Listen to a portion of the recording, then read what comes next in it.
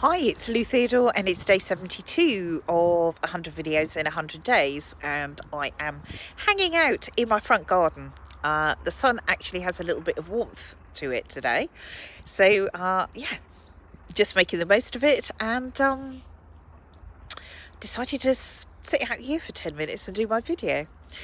And I wanted to talk today about the whole discussion around making videos, because I regularly get quite a lot of questions about it. And the questions start really by asking technical details. Do I use a tripod?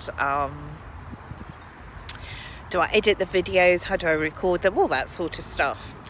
But then generally what happens is I get follow-up questions, and I think the questions that are follow-ups are actually probably what people want to ask, but maybe it seems a bit awkward just to go in and ask them straight away.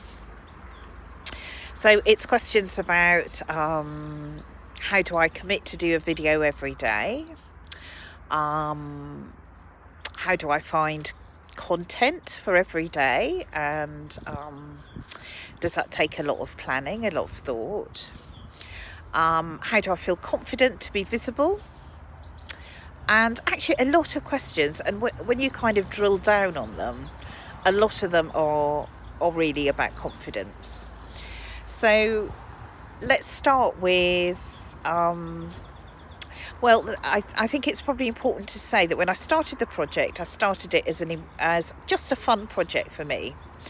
I was feeling a bit stale, a bit stuck, and for some reason that I still quite don't understand, the idea of doing 100 videos popped into my head, and it felt exciting, different, a little bit of a stretch, but just fun. I didn't have any expectations around it, particularly delivering anything for me or my work. It was, over and above, gosh, that'll be an interesting experience. So there was absolutely nothing riding on it from the outset. And I think that has allowed me to approach it in a very light, fun way. In terms of content and how I plan the content and that sort of thing, well, one of the rules I had was, come hell or high water, I'm going to post a video every day for 100 days. And that was an absolute commitment that I made. There was no ifs or buts about it. That was what I was going to do.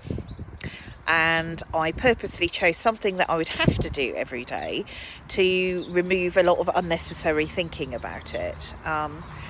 In my experience, the more I think about something, the less easy I find it to act. I get stuck in a kind of thinking loophole that goes round and round. So just doing something every day rather than twice a week, and then, oh my goodness, which day would be better this week, and all that kind of stuff, which I just thought was unnecessary. I'm just going to do it every day, and no thinking required. And then the content, again, I didn't put any parameters around content. I didn't say the videos are going to be themed around a particular subject. I didn't say they were going to be of a particular duration. So I did give myself the ultimate freedom to post whatever I wanted to post, as long as I did it every day. And I don't think about what I'm going to talk about on the videos beforehand. Something naturally occurs. And I happen to have 3 questions about video making this week, so that just popped into my head as actually maybe that would be something for me to useful for me to talk about. But quite often I just don't know what I'm going to talk about until possibly a minute before I start the video, and then I just press record and I go. And I just talk off the top of my head as honestly as I can, and I don't worry about it too much.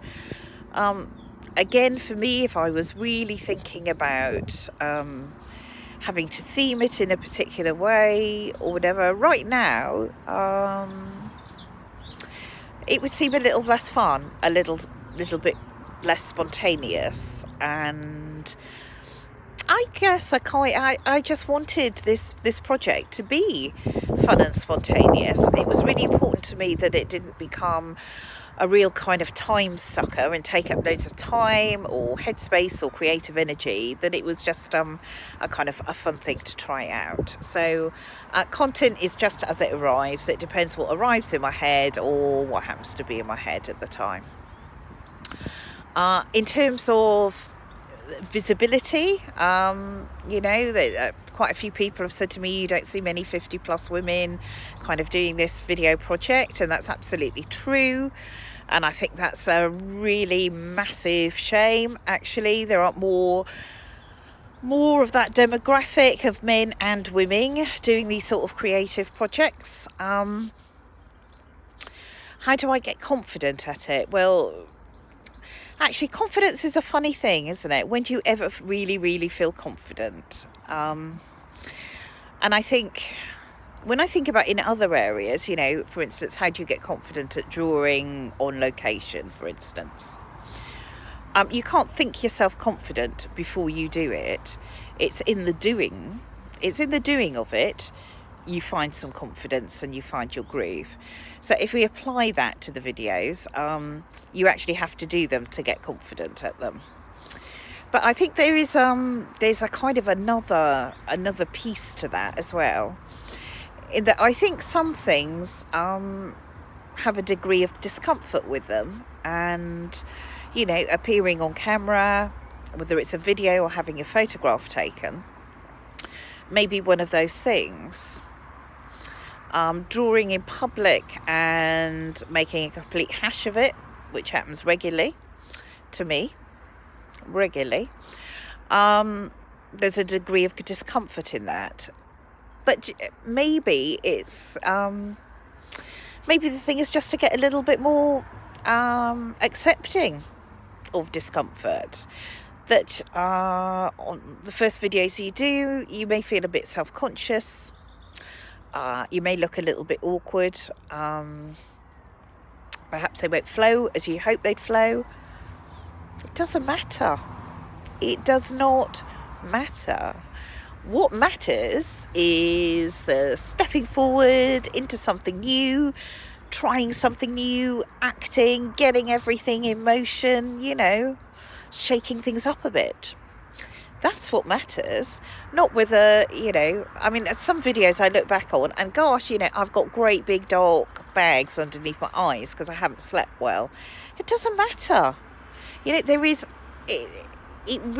kind of obsess about these sort of details, and it's irrelevant, absolutely irrelevant, doesn't make any difference. I guess if you were trying to be some sort of beauty person, maybe that would be an issue, but that's not the point of these videos. So that whole thing about confidence, I would just say step forward, give it a try. It might feel uncomfortable, yeah, so what? Lots of things feel uncomfortable, Sometimes when I follow a complicated recipe, that feels unnatural, and I don't feel very confident at all with that. It doesn't stop me though. It doesn't stop me. And I think that they, actually being a slightly older demographic and being visible actually is such a kind of positive thing. It's a positive thing for you, but it's a positive thing for other people as well. It gives them permission, if you like, to be more visible.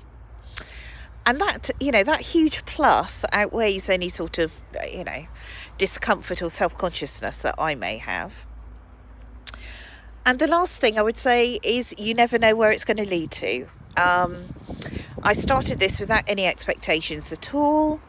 And I've actually been keeping a logbook of what it has delivered, because I'm on day 72, and this project has delivered so much in so many ways. And, it's something that I'm going to talk about, probably not on a video, but in some other way, because actually it's too long for a video.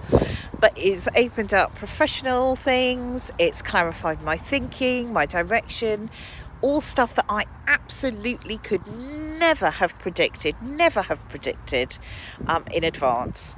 So my last words on day 72, if you fancy it, give it a try. Don't hesitate.